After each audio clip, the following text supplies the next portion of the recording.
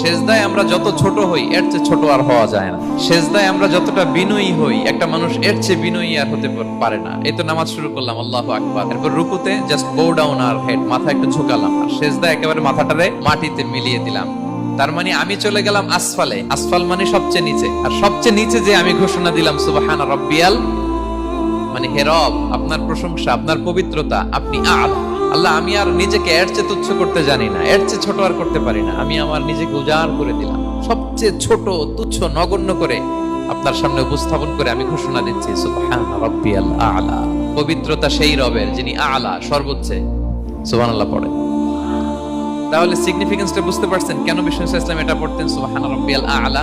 কারণ আমি থাকি সবচেয়ে আসফালে, নিচে, আর তখন আমি ঘোষণা দেই glory be to Allah the most high, the most high, the most high, আলা। আল্লাহ, আমি একেবারে নিচে, কিন্তু তুমি হচ্ছে আলা।